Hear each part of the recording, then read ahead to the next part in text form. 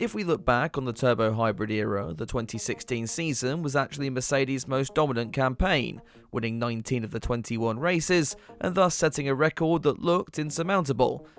Yeah, that aged well. Despite this, however, many would argue that 2016 was one of the better years in the Hamilton period of dominance. Some of that might be down to the fact that it was the only one Hamilton didn't win, but in fairness, we had an incredible title battle, and just some damn good races that year. The Spanish Grand Prix is seen by many as a highlight of these, both due to the action on track, the drama off it, and the fact that it proved to be the catalyst for many things shaping the sport into what we see today.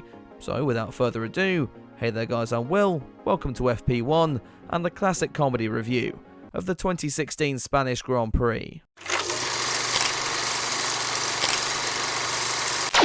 So first and foremost, we need to establish what the hell got us here in the first place. Spain would play host to the 5th round of the 2016 season, a season that so far had been utterly dominated by the Silver Arrows, which we were growing used to, though admittedly, we weren't so used to it being dominated by the man who was behind the wheel. Nico Rosberg had taken the fight to Lewis Hamilton right down to the wire in 2014, though the subsequent year he ended up playing Lewis's little bitch, being remembered for throwing a hat at him, and that was about it. What many forget though is how Rosberg ended the 2015 season with a run of 3 wins on the bounce.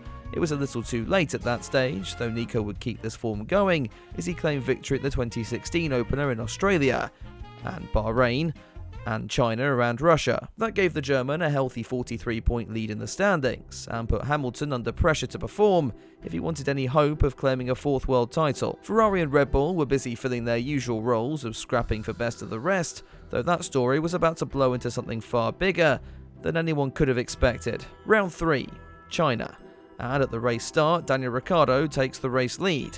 The other Red Bull of Daniil Kvyat thinks he can do that too, slotting down the inside of the 2 Ferraris, causing Sebastian Vettel to run wide into the side of his teammate Kimi Raikkonen. After Ricciardo suffered from what can only be described as Ricciardo syndrome a few laps later, Kvyat was able to get into 2nd, with the Russian coming home 3rd at the flag and getting a chance to meet his new best mate in the cool-down room. Vettel would call out Daniil, referring to him as a torpedo. This became a meme in 2016 because Russian torpedoes were funny, I guess. Nowadays, they're just BBC headlines. Anyway, Kvyat would actually end up receiving praise for how he stepped up to the 4-time world champion, as I guess not all the Vettel haters have been assassinated by F1 Twitter at this stage. Either way, the matter was behind everyone by the time we got to round 4 in Sochi. At least we thought it was. Kvyat would defend his motherland by punting Vettel off not once, but twice in the opening lap of the race. Again, the German was not very happy, but the F1 circus just moves on, right? Well, this time it didn't. On the 5th of May 2016, just 10 days before the next race in Spain, Red Bull would announce that Kvyat would no longer race for the team, instead placing him at Toro Rosso and promoting a prepubescent Max Verstappen alongside Daniel Ricciardo. This news was not taken well. While Kvyat was seen as the 2nd driver at Red Bull, he was still the only one to step on the rostrum so far in 2016, and had beaten Daniel Ricciardo in the standings the year before. Many saw the crash in Russia as a cheap excuse to get Verstappen in the car, especially there had been rumours of Ferrari and Mercedes inquiring about the Dutchman services, and actually just imagine the parallel universe that sets up. So we get to Spain then, and Verstappen and Kvyat have to sit side by side in the press conference, Max looking rather happy with himself, and Kvyat contemplating shoving the microphone up his replacement's arse. This wouldn't really stop over the course of the weekend, and while the pressure for Max was theoretically off, this being a new team, new car, and really only his 24th race as a Formula 1 driver, in reality he would need to perform out of the gate if he wanted to throw the doubters off and show the paddock that he really was as good as Red Bull claimed he was. Well, after staying within 2/10 of Ricciardo throughout practice, Max would line up alongside the Australian on the 2nd row come qualifying. Ahead were the 2 Mercedes, behind were the 2 Ferraris. Behind them, it didn't really matter, this was 2016 and there'd be a minute off the lead by the end of lap 3.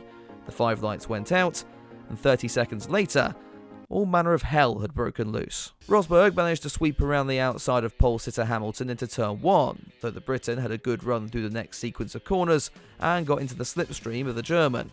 Hamilton went left, Rosberg went left, And since quantum tunnelling wasn't, and still isn't, a thing, that meant the two Mercedes come together! Okay, Crofty, you can have this one. As the two drivers trudged back to their motorhome to be anally fisted by Toto Wolff, Daniel Ricciardo sat in the lead, with Verstappen second and Carlos Sainz somehow sneaking into third.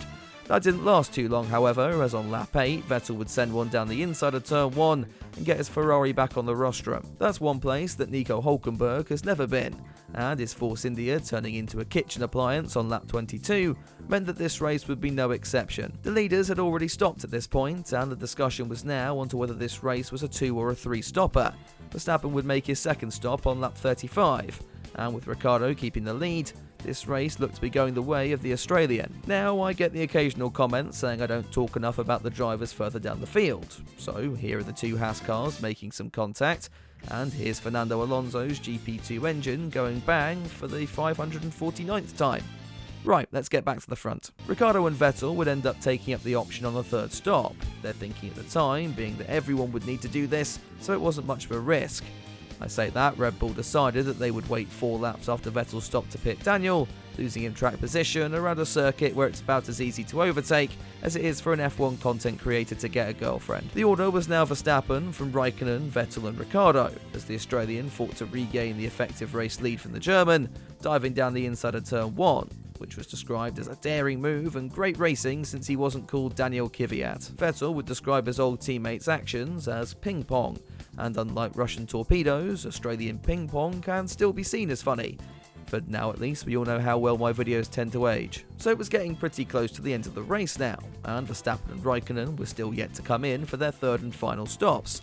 This was because they weren't, which I'm sure was music to the ears of Daniel Ricciardo. Red Bull would end up making another tyre change, though it was only after the Australian had his customary puncture with 2 laps left to go. All Max Verstappen had to do then was cling on, and he'd end up taking his first ever win on debut for his new team. He made them all shit themselves first, but in the end, the nature of the Catalunya circuit forced Kimi and the Ferrari to settle for second. Max Verstappen, at the age of 18, was now a Formula 1 race winner. God, what am I doing with my life? Now, I said at the very start of this video that this race set up a lot of the F1 picture that we see today. Why was Daniel Ricciardo put on the inferior 3-stop despite leading the race? Was it seen as the right decision at the time, or did the team box the Aussie to complete the fairy tale debut story for Max Verstappen? Or am I still a massive Daniel simp? Well, the last one is true, but I'm curious to hear your thoughts on this down in the comments below. Regardless, this incident can be added to the list of misfortune that plagued Ricciardo throughout 2016, and we're not even at that infamous Monaco pit stop yet. I think I might cover that one actually. Though Ricciardo did manage to snatch the only other non-Mercedes win of the season later on in Malaysia, the Spanish Grand Prix is seen by many as that first move towards the Verstappen-centric Red Bull that we saw drive Ricciardo to Renault, and that Red Bull team that we now see dominating the sport today. There is just one thing left. Has anyone gone to check in on Daniil Kvyat after all of this? Yeah, I have to ask you, when you see Max Verstappen having won a Grand Prix in a car that was yours, do you think that could have been you, or can you not allow yourself to think like that? They ask you how you are, you just have to say that you're fine when you're not really fine.